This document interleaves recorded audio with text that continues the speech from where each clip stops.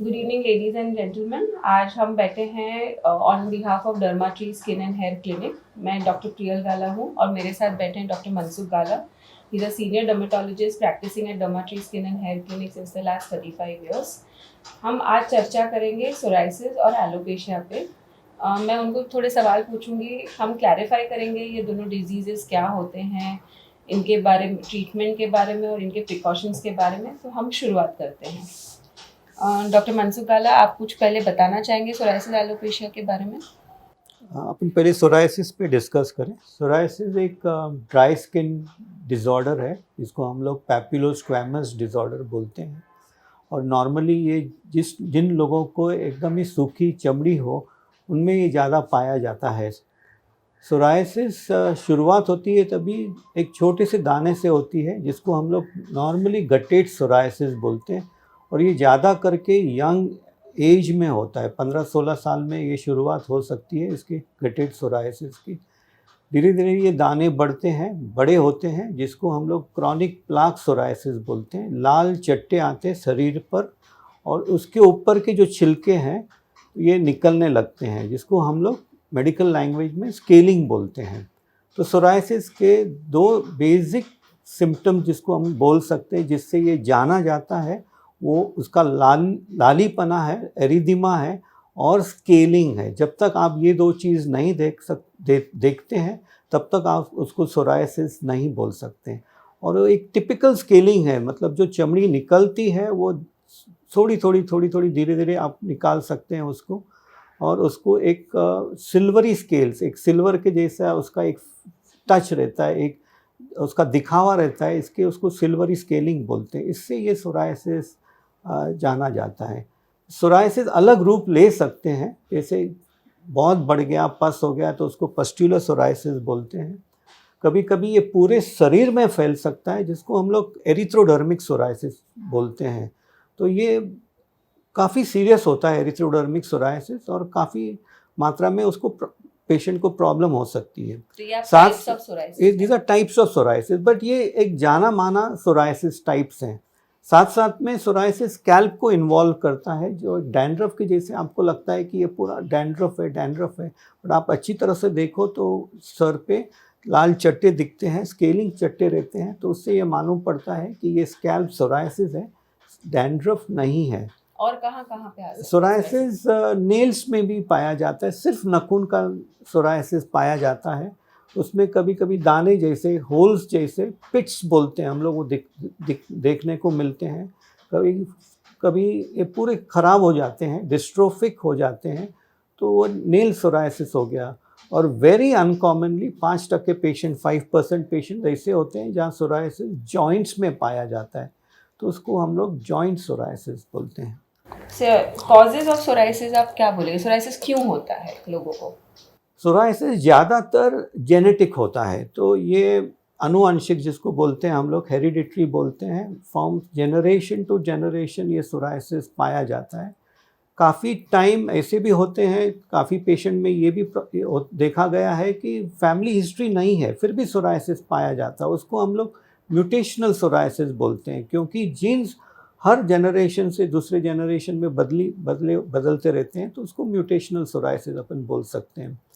अभी कारण तो ये है कि गटेड सोराइसिस जब ये बच्चों को होता है तो अक्सर ये अपर रेस्पिरेटरी, जो गले का जो इन्फेक्शन है, स्ट्रेप्टोकोकल इन्फेक्शन है, उसके बाद ये गटेड सोराइसिस पाया जाता है। तो ऐसे कारण हो सकते हैं, ड्राई स्किन है, सीजनल चेंजेस हैं, विंटर सीजन में ठंडी के मौसम में ज़्यादा होना सोराइसिस, ये पाया जाता है। फिर कभी कभी ये diabetes, blood pressure, high cholesterol उसमें पाया जाता है। तो ये एडल्ट एज में जब ये निकलता है तभी हम लोग उस मेटाबॉलिक सिंड्रोम जिसको बोलते हैं वो देखने की कोशिश करते हैं कि पेशेंट को ये मेटाबॉलिक सिंड्रोम है कि नहीं। तो आपके कहने का मतलब है कि अगर हम प्रिकॉशंस लें आपके वेट लॉस को लेके, अगर हम डायबिटीज़ कंट्रोल करें, बीपी कंट्रोल में रखें, तो थोड़ा बहुत सोराइसिस कम हो सकता है। और क्या क्या प्रिकॉशंस ले सकते हैं हम? विंटर सीजन में, स्पेशली ठंडी के मौसम में, बिल्कुल चमड़ी को सूखा ना होने दें, अच्छे से मॉइस्चराइजर्स लगाओ। जैसे प्लेन सिंपल कोपरेल तेल भी आप लगा सकते हैं। थोड़ा सा धूप लो, क्योंकि यूवी लाइट से, यूवी ए और यूवी बी लाइट से सोराइसिस डेफिनेटली कम होता है, तो आप धूप में बैठ सकते हैं। स्ट्रेस अवॉइड करना है, बहुत बड़ा कारण ये है कि सोराइसिस स्ट्रेस से बढ़ता है। तो अगर आप स्ट्रेस लेवल थोड़ा कम करें, योगा करें, मेडिटेशन करें, रिलैक्सेशन टेक्निक्स सीखें, तो सोराइसिस काफ़ी मात्रा में, काफ़ी हद तक कंट्रोल में आ सकता है। तो सिर्फ प्रिकॉशंस ज़रूरी है कि बहुत सारे ट्रीटमेंट ऑप्शंस भी हैं सोराइसिस के लिए? ट्रीटमेंट तो बहुत ही हैं, बहुत सारे, क्योंकि सोराइसिस इतनी जूनी बीमारी है, बाइबल में भी सोराइसिस का डिस्क्रिप्शन किया हुआ है, और इतने सालों से सोराइसिस सब जगह, यूरोप में, अमेरिका में, इंडिया में बहुत टाइम से ये ट्रीटमेंट सोराइसिस की हो रही है। तो काफ़ी नवी नवी दवाइयाँ इसकी खोज में आती रहती हैं। बेसिक ट्रीटमेंट इज़, आप कुछ तो अच्छे से मॉइस्चराइज़र लगाओ, तो आप जो नॉर्मल मॉइस्चराइज़र्स हैं, या कोकोनट ऑयल है, कोपरेल तेल है, या मस्टर्ड ऑयल है, ये बॉडी पे लगाओ। फिर टॉपिकल ट्रीटमेंट में स्टीरॉइड्स हैं, सैलिसिलिक एसिड है, वो हम लोग यूज़ में लेते हैं, तो ताकि थोड़ा सा सोराइसिस है, थोड़े एरिया में सोराइसिस है, तो आप अच्छे से उसको कंट्रोल कर सकते हैं, अच्छे से क्योर सॉर्ट ऑफ कर सकते हैं। अगर ये ज़्यादा फैल गया है, पूरे बॉडी में हो गया है, तो आप अलग सी दवाइयाँ हैं जो सिस्टमिक मेडिकेशंस बोलते हैं हम लोग, वो यूज़ करते हैं, जैसे है साइक्लोस्पोरिन है, मीथोट्रैक्सेट है, एज़ाथायोप्रिन है, आजकल नवी दवाइयाँ आ रही है, एप्रेमिलास्ट करके है, तो ये सब टोफेसिटिम डॉक्टर है। के सुपरविजन ये में डॉक्टर की सुपरविजन में होना चाहिए। आप खुद अपने हिसाब से सोराइसिस की ट्रीटमेंट ना करें तो ज़्यादा अच्छा है। बहुत सीरियस सोराइसिस है, जैसे कि एरिथ्रोडर्मिक सोराइसिस है, पस्ट्यूलर सोराइसिस है। सोराइसिस काफ़ी मात्रा में है, सरफेस एरिया कितना है, वो इन्वॉल्वमेंट 30% के ऊपर है, तो आप जो नए इंजेक्शन्स निकले हैं, बायोलॉजिकल्स हैं, वो उपयोग में लेके आ सकते हैं। उससे, उस इंजेक्शन से काफ़ी हद तक, ऑलमोस्ट 90% सोराइसिस कंट्रोल में आ सकता है। क्योर हो सकता है सोराइसिस?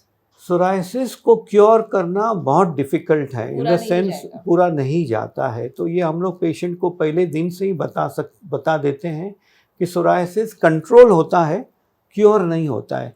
लेकिन एक टाइम ऐसा भी आएगा कि कंटिन्यूअस कंट्रोल रखने से सोराइसिस निकल भी जाता है। तो ऐसा नहीं है कि psoriasis is a life time disease, पूरे अप्स एंड डाउन्स होते हैं। अप्स एंड डाउन्स होते हैं। किसी टाइम पे ये बढ़ जाता है, किसी टाइम पे ये अपने आप भी कंट्रोल हो सकता है। तो आप अगर मैं पेशेंट हूँ और मैं पूछूं कि कितने दिन मेरी ट्रीटमेंट चलेगी, मेरा लास्ट सोराइसिस कब चला जाएगा, कोई टाइम लिमिट होता है ऐसे? नॉर्मली हम लोग टाइम लिमिट नहीं देते हैं सोराइसिस में, कम से कम 1-2 साल तो चलने वाला ही है। काफ़ी सोराइसिस ऐसे हैं, जैसे क्रॉनिक प्लाक सोराइसिस है, जॉइंट सोराइसिस है, वो 5-10 साल चल भी सकते हैं। तो आपकी ट्रीटमेंट उतनी लंबी चलेगी, लेकिन ज़्यादातर कंट्रोल करने के बाद एक मेंटेनेंस डोज पे रखते हैं, एक मेंटेनेंस फेज़ पे रखते हैं, जाके आपकी ट्रीटमेंट के साइड इफ़ेक्ट्स ना हो, लेकिन सोराइसिस टोटली अंडर कंट्रोल रहे।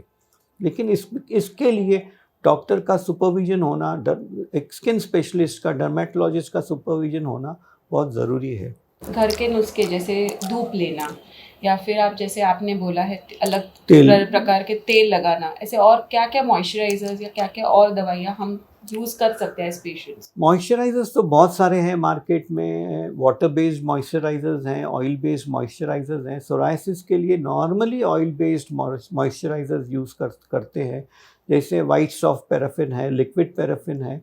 तो ये ज़्यादा कॉस्टली भी नहीं है, सिंपल मॉइस्चराइजर्स हैं, तो आप ये नॉर्मली यूज़ कर सकते हैं सोराइसिस के लिए। डॉक्टर काला, आपने बोला कि जेनेटिक है बीमारी, तो अगर मुझे सोराइसिस है तो मेरे बच्चे को भी सोराइसिस होगा? अभी ये बहुत डिफ़िकल्ट होता है, क्योंकि मैंने बीच में आपको पहले ये भी बताया कि ये म्यूटेशनल हो सकता है, तो अगले जनरेशन में ये पाना, ये इज़ नॉट कंपल्सरी। हो सकता है 5-10% ऐसे बच्चे हैं जिसको सोराइसिस हो सकता है। This a congenital variety of psoriasis जो एट बर्थ देखी जाती है कंपल्सरी नहीं है कि कि सब ये बच्चों बच्चों को में होना है। और सोराइसिस में जैसे आपने बोला जॉइंट इन्वॉल्वमेंट है, तो अगर मुझे जोड़ों का दर्द है तो वो सोराइसिस में तो मुझे चेक करवाना चाहिए? नॉर्मली ये स्मॉल जॉइंट्स जिसको बोलते हैं, फिंगर की जॉइंट्स इन्वॉल्वमेंट ज़्यादातर पाया जाता है सोराइसिस में। फिर जो बड़े जॉइंट्स हैं, स्पाइन के नीचे के जॉइंट्स हैं, सेक्रोइलियाक जॉइंट्स हैं, वहाँ पे ये सोराइसिस पाया जाता है। तो अगर आप एक्सरे करें तो थोड़ा सोराइटिक चेंजेस जो हैं एक्सरे पे, रेडियोलॉजिकल चेंजेस वो दिखाई देते हैं, उस पे आप ये डायग्नोस कर सकते हैं कि ये सोराइटिक आर्थराइटिस है।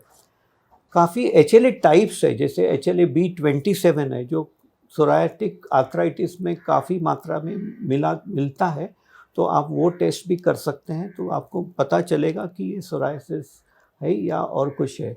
जो और एक जो डिज़ीज़ है रूमेटॉइड आर्थराइटिस, जिसको कॉमन लैंग्वेज में वात बोलते हैं, वो सोराइसिक आर्थराइटिस के जैसा दिखता है, लेकिन उसमें थोड़ा RA टेस्ट ज़्यादा पॉजिटिव होता है, तो इसको आप कंफर्म कर सकते हैं कि ये सोराइटिक आर्थराइटिस नहीं है, रूमेटॉइड आर्थराइटिस है। उसकी ट्रीटमेंट मोर और लेस सोराइटिक आर्थराइटिस जैसे होती है, बट वो रूमेटोलॉजिस्ट लोग ट्रीट करते हैं।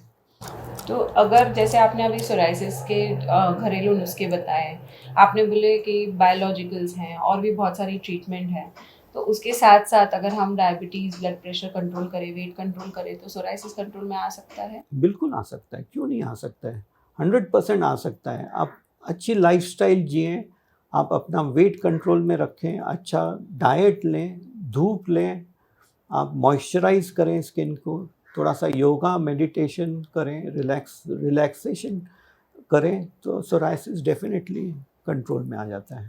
Thank you doctor gala for इतनी सारी बातें बताने के लिए सोराइसिस के बारे में।